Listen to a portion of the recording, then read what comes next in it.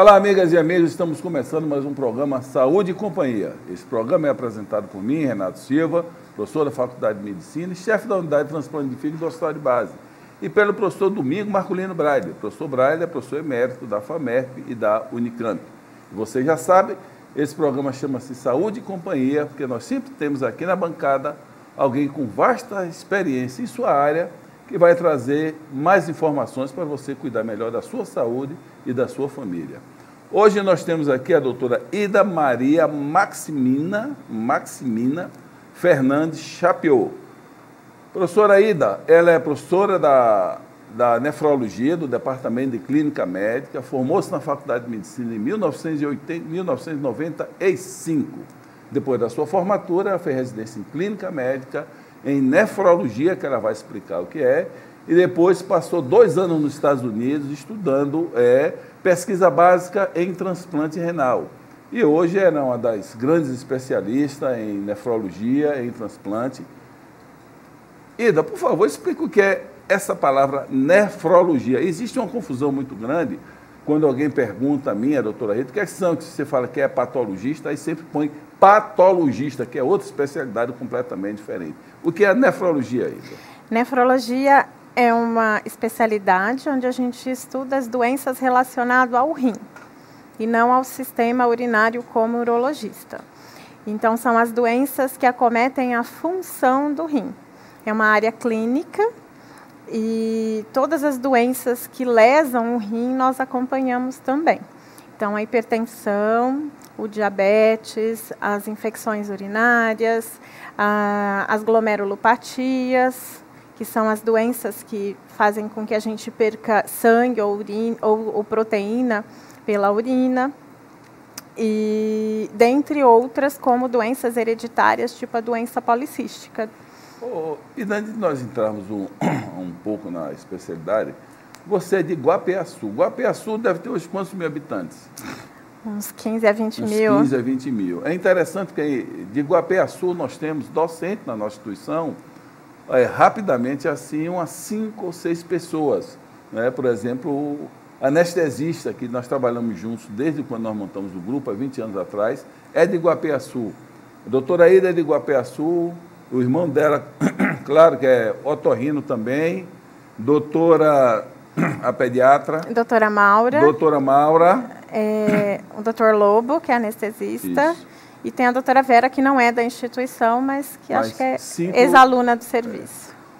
Ida, quando você morava em Guapiaçu, eu imagino, quem foi teu referencial médico em Guapiaçu? Tinha um médico, você vem de família médica, não? Seus pais são médicos, sua mãe é médica? Não. Eu venho de família não médica.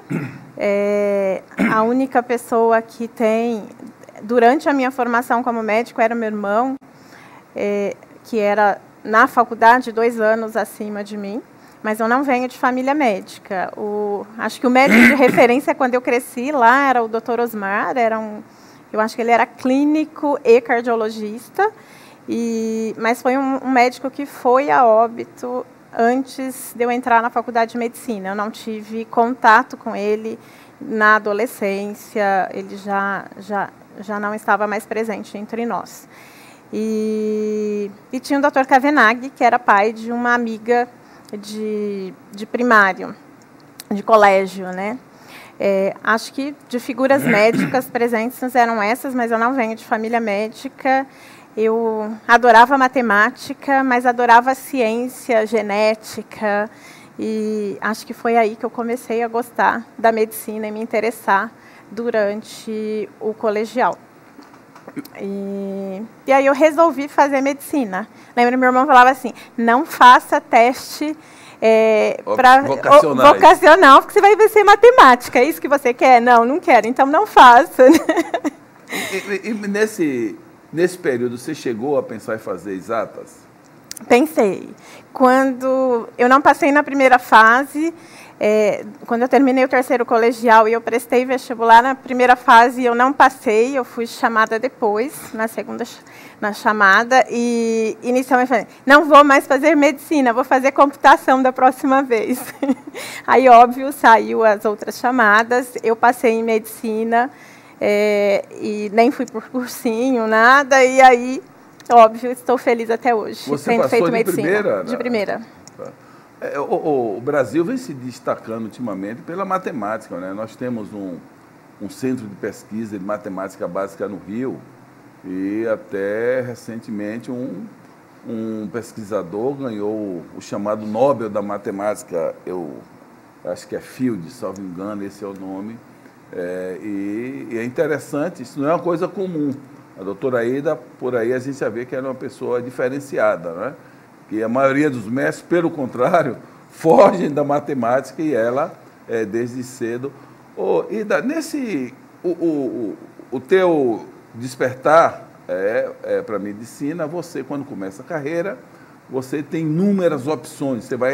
Todo mundo passa diferente do cirurgião. O cirurgião, eu lembro quando eu criança, eu não tinha outra opção em minha cabeça que não fosse ser médico cirurgião. Isso normalmente ocorre com o cirurgião. Com o médico clínico, não. Ele vai passando, pediatria vai ser pediatra. Minha pergunta é, quando é que você decidiu fazer nefrologia? Mas essa pergunta você vai responder no próximo bloco. Por favor, não mude de canal.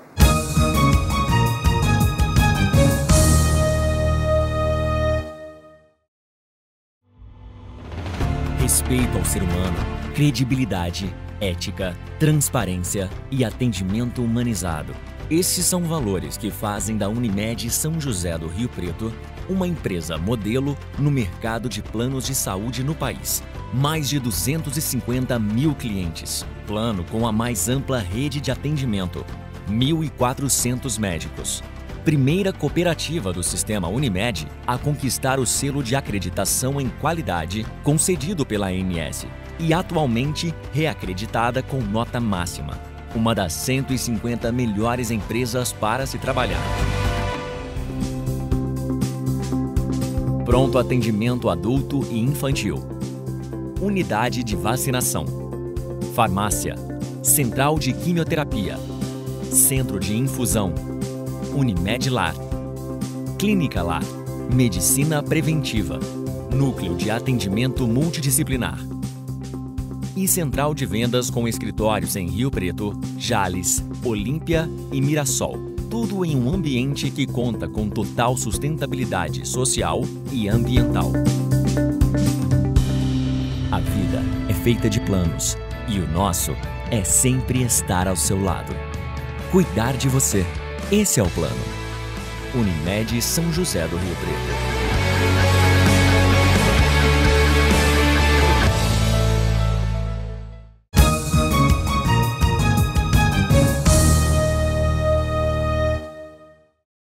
Olá, amigas e amigos, estamos voltando com o segundo bloco do programa Saúde e Companhia. E hoje nós estamos falando aqui com a doutora Ida. Doutora Ida, ela tem esse sobrenome, Chapiot, que é descendente de francês. A doutora Ida, quando ela foi fazer sua especialização nos Estados Unidos, ela acabou casando por lá, é casada com um americano, e foi entre o ensinamento e o aprendizado da pesquisa básica, ela ainda teve essa felicidade de casar nos Estados Unidos. Ida, vamos ver, nós comentávamos no bloco anterior a possibilidade que o médico tem de inúmeras especialidades. Quando foi que você disse nefro? Na verdade, eu comecei a me interessar pela nefrologia já desde o primeiro ano de faculdade, durante a histologia, o estudo microscópico do rim. Eu fui monitora, devido ao rim, eu acabei me apaixonando e sendo monitora de histologia. Quem era o professor de histologia à época? Era a doutora Sueli Suzigan. A Sueli Suzigan. E está aqui entre nós, graças a Deus. É uma pessoa muito importante assim, na minha vida. Existiam outros monitores e eu fui monitora por alguns anos e nós montávamos exposições de histologia renal, junto com o Dr. Batigalha, que o senhor também conhece, e dentre outras pessoas que não estão mais na instituição. E o amor foi só crescendo, fisiologia, na clínica. E quando eu passei como 5º ano na nefrologia, eu gostei muito. Quando chegou no 6º, fiquei ainda apaixonada, prestei nefro direto Fiquei em lista de espera lá em Botucatu, porque não rodou, só entrou o pessoal da casa. Lá era acesso direto. E aí eu permaneci na clínica médica. Quando terminei clínica, eu achei que a nefrologia ia ser muito trabalhosa e resolvi prestar endócrino. Deus sabe o que faz, não passei. E eu estou na nefrologia muito feliz. Mas você fez a residência em Botucatu? Na sua residência não, foi aqui? Não, a minha residência foi aqui. Eu cheguei a prestar prova para a nefrologia lá como acesso direto. Tá. E aí eu não passei, porque não rodou a lista, só entraram os da casa, né, os de Botucatu. Imagine dentro, para vocês que não são médicos, vocês imaginarem, uma pessoa se dedica a estudar um órgão, parece que é uma coisa muito simples, né? Mas dentro da nefrologia, quantas sub-áreas hoje existem atuando? Ixi, meu Deus, são várias. As mais frequentes. As mais frequentes. Glomerulopatia, insuficiência renal aguda, transplante renal, a qual eu me dedico quase que integralmente, hipertensão. Muitas vezes nós achamos que é só para o cardiologista, mas, na verdade, o rim tem um papel fundamental. Então, nós também podemos nos dedicar a isso. E os agudos, né? Como não só a insuficiência renal aguda, mas tem a nefrologia clínica, que vão desde as glomerulopatias, vasculites, hipertensão, diabetes, todas essas doenças aí. Então, assim, no mínimo... E a diálise, desculpa, né? Eu não faço muito diálise, mas é uma especialidade, é uma subespecialidade importante para dentro da nefrologia. Então, nessa brincadeira aí, deu mais de 5 subespecialidades dentro da nefrologia, sem falar tubulopatias, doenças hereditárias, tumores. Então, assim, de umas 10 subespecialidades, né? Ida, nós estamos observando no Brasil e no mundo um aumento da obesidade, com isso vem hipertensão, trigliceridemias, diabetes. Nós poderíamos, você como nefrologista, nós poderíamos imaginar que o número de doenças renais irão aumentar? Já está aumentando. O aumento é gradativo com a melhora do cuidado do diabético, do hipertenso. Então, eles estão vivendo o suficiente para ter doença renal crônica. Então, da época, há 15, 20 anos atrás, de quando eu me formei até hoje, a curva é em ascensão e cada vez mais nós estamos tendo diabéticos. Hoje, a principal causa de entrada em diálise no nosso serviço é diabetes. E isso já é padrão americano. Então, não é mais hipertensão como o resto do país. A segunda é hipertensão, depois glomerulopatias e depois é que vem as doenças hereditárias. E na criança, que é um pouquinho diferente desse perfil, que vai ser mais as doenças de uma formação congênita primeira e depois as glomerulopatias. Olha que informação interessante a doutora Ida está passando para nós aqui. A maioria das pessoas que estão indo para a diálise, ou seja, que está perdendo o seu rim, o que é que está acontecendo? Ela é diabética, não cuidou do diabetes, porque o diabetes é uma doença terrível, porque doença boa para o doente é aquela doença que dá dor. Deu dor, ele corre e procura o médico. E o diabetes, assim como as doenças hepáticas, elas são doenças insidiosas que começam a dar lesões com muitos anos. Então, por favor, se você tem seu diabetes, cuide com muito cuidado. Ida, quando você decidiu fazer nefrologia, você tinha vários caminhos, como você apontou aqui. Por que você foi para o transplante de rim? Essa pergunta você vai responder no próximo bloco, por favor, não mude de canal.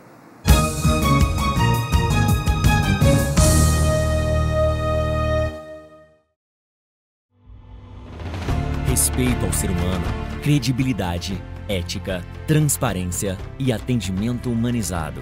Esses são valores que fazem da Unimed São José do Rio Preto uma empresa modelo no mercado de planos de saúde no país. Mais de 250 mil clientes. Plano com a mais ampla rede de atendimento. 1.400 médicos. Primeira cooperativa do sistema Unimed a conquistar o selo de acreditação em qualidade concedido pela ANS e atualmente reacreditada com nota máxima. Uma das 150 melhores empresas para se trabalhar. Pronto atendimento adulto e infantil. Unidade de vacinação. Farmácia. Central de quimioterapia. Centro de infusão. Unimed Lar. Clínica Lar.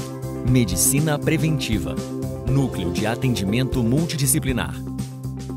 E central de vendas com escritórios em Rio Preto, Jales, Olímpia e Mirassol. Tudo em um ambiente que conta com total sustentabilidade social e ambiental.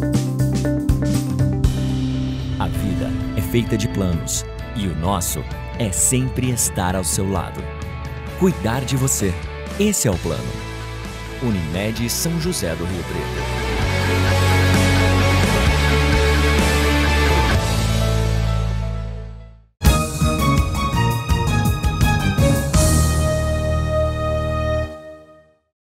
Olá, amigas e amigos, estamos voltando com o último bloco do programa Saúde e Companhia, hoje com a presença da professora Ida, nefrologista, e no bloco anterior nós fizemos a seguinte pergunta a ela: em que momento ela decidiu, dentro da nefrologia, que ela iria trabalhar com transplante e não com diálise, que eu acredito que seja a subespecialidade que mais atrai nefrologista. Quando é que foi esse momento?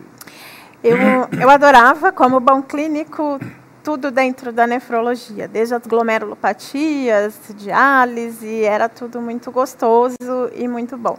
Mas o que me atraiu mais no transplante era que, quando eu cheguei na residência, a residência estava recomeçando e tinha muito paciente com doador vivo na época.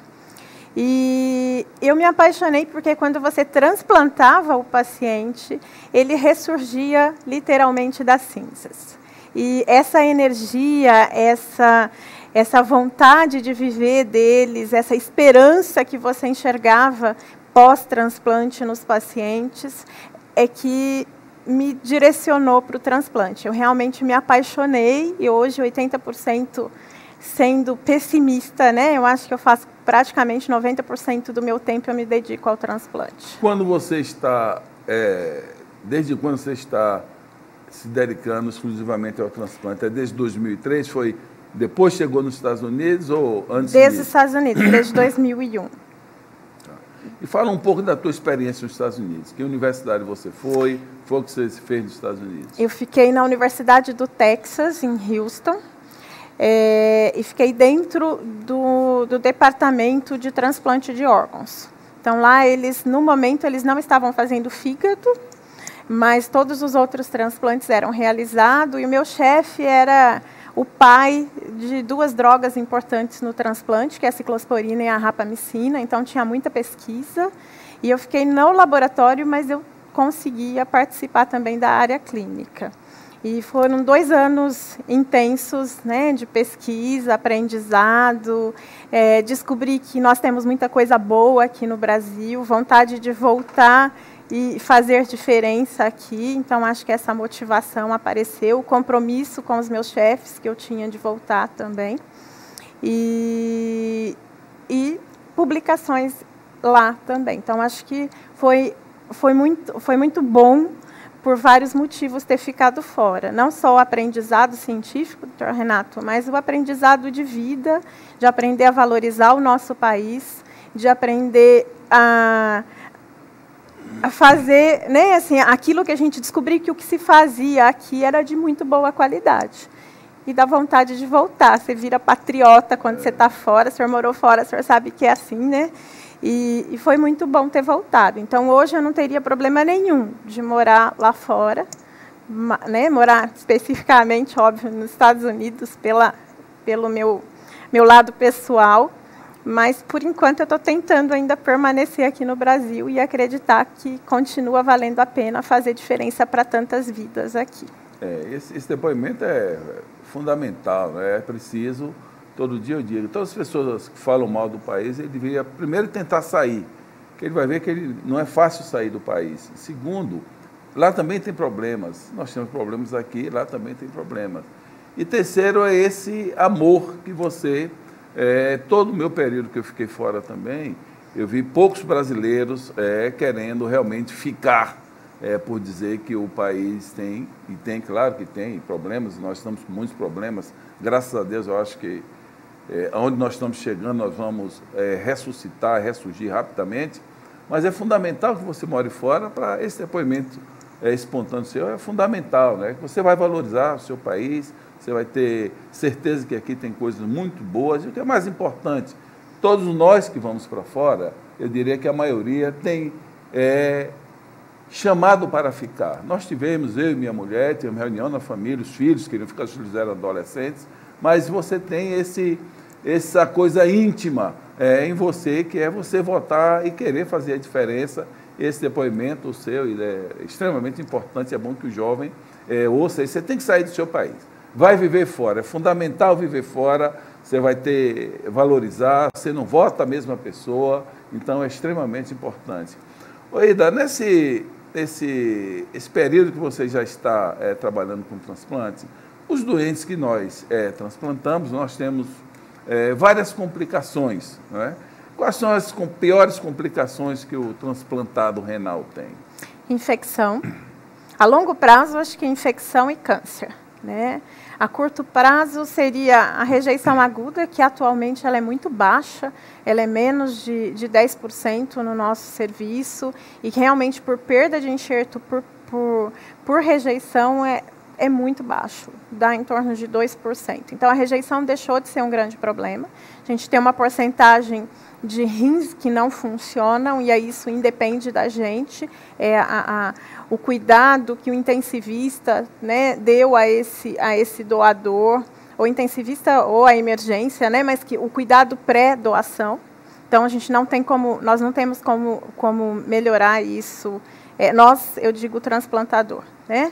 E aí, a longo prazo, o que nós vamos ter realmente é o diabetes, porque vários desses pacientes, 30% do meu ambulatório pré-transplante, eles são diabéticos, e 30% pós, ou eles ficam diabéticos por aumento de peso, pela genética que nós temos. É uma população que está ficando mais velha, os medicamentos que eles tomam, mas principalmente pela própria genética e o sedentarismo que muitos deles permanecem pós-transplante. Então, atualmente, 30% do nosso ambulatório pós-transplante também é diabético. Então, esse é um grande problema que a gente tem. E a médio e longo prazo seriam as infecções, que esse leva a óbito muitas vezes, e o câncer. O Rio Preto é uma das cidades mais importantes do país em transplante renal, e talvez uma das primeiras cidades do interior do país a fazer transplante renal, com o Dr. Mário Abud, Dr. Horácio, enfim. E hoje nós realizamos um número expressivo de transplantes renais na cidade de São José do Rio Preto, nosso hospital de base. Quantos transplantes nós estamos fazendo por ano? A média dos últimos 6 anos é 100 transplantes por ano, mas o ano passado nós superamos, foram 145 transplantes. Isso é um número extremamente expressivo. Vocês não imaginam que o transplante, a parte técnica cirúrgica, que é fundamental, mas o trabalho realmente começa no pós-transplante. É isso que faz com que o cuidado que essa equipe tenha, aumentar a longevidade desse paciente.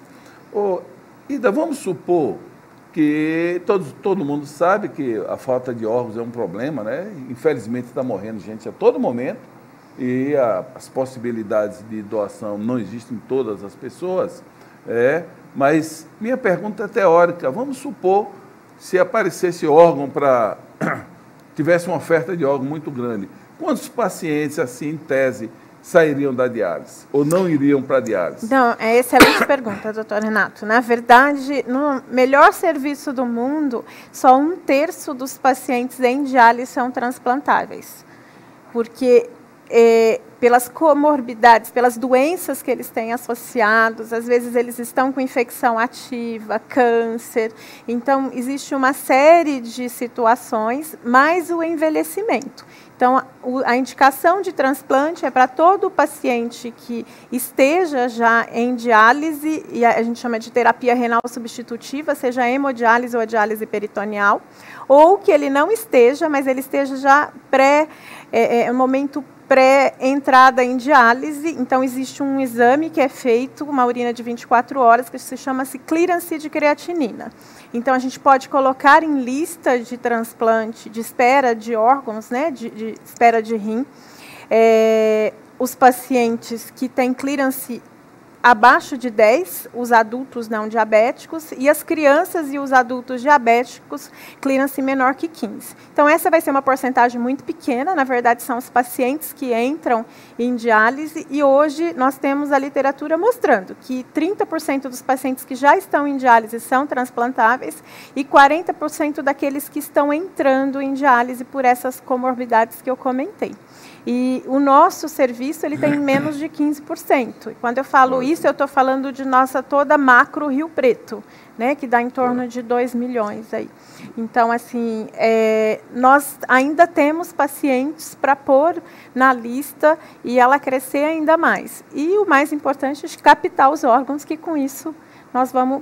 Teria uma oferta maior. Se tiver uma oferta maior de órgãos, com certeza os nossos pacientes vão transplantar ainda mais. Ida, nós estamos chegando no final do programa. Deixa uma mensagem para o nosso telespectador, por favor. Acho que todo mundo tem orgulho de ter o seu dermatologista, o seu cardiologista, mas raramente nós vemos alguns pacientes falando que tem orgulho de ter nefrologista, mas é uma área importante, o seu rim é muito importante, você precisa se cuidar. Então, às vezes as pessoas pensam que é só beber água, água é muito importante, 60% do nosso corpo é água, então nós precisamos beber água, mas nós precisamos cuidar das duas principais doenças que levam à insuficiência renal, que seria o diabetes, a hipertensão e, consequentemente, a obesidade que vem associada. Então, não seja sedentário, controle a sua hipertensão, controle o seu diabetes, que você nunca será